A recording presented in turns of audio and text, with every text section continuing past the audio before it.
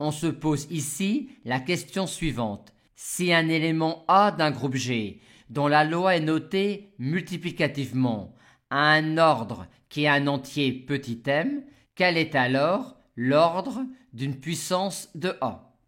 En d'autres termes, si m est le plus petit antinaturel non nul, tel que A puissance m donne l'élément neutre de G, quel est le plus petit antinaturel non nul auquel je dois élever A puissance k pour obtenir l'élément neutre de G? Notons tout de suite que dans la démonstration, on peut supposer que k est positif vu qu'un élément d'un groupe et son inverse ont même ordre. Il y a une situation particulière où la réponse est évidente.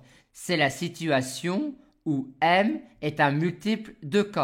Dans ce cas-là, il est évident que D est le plus petit antinaturel non nul auquel je dois élever A puissance k pour obtenir l'élément neutre de G. Traitons maintenant le cas général.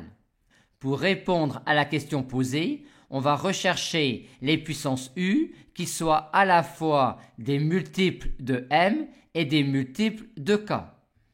Et la résolution de ce système de congruence est évident si K et M sont premiers entre eux. Et pour se ramener à une telle situation, on va mettre en facteur dans K et M leur PGCD.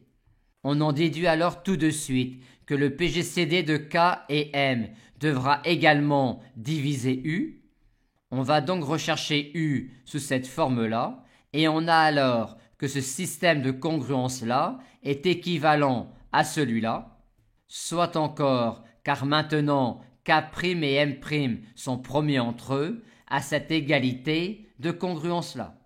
Aussi, la plus petite puissance U, qui me permet à la fois d'être un multiple de K et un multiple de M, est cette puissance-là. Aussi, l'ordre de A puissance K est-il cet entier-là, soit encore celui-là.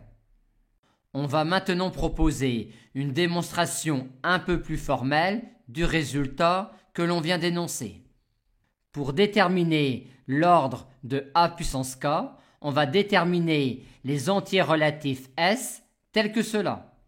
Vu la définition de l'ordre petit m de A, on a cela si et seulement si Ks est congru à 0 modulo m. Maintenant, pour résoudre cette équation-là en S modulo m, on aimerait effectuer une simplification par K modulo m. Et ceci est possible quand K est inversible modulo m, c'est-à-dire quand K est premier avec m. Mais il n'est pas du tout sûr que K et M soient premiers entre eux. Aussi, pour se ramener à cette situation-là, va-t-on mettre en facteur dans K et M le PGCD de K et M. On récupère alors deux entiers relatifs K' et M' qui, eux, sont premiers entre eux. On a alors, vu que l'on peut mettre en facteur le PGCD de K et M dans K et dans M, que cette égalité de congruence-là est équivalente à celle-là.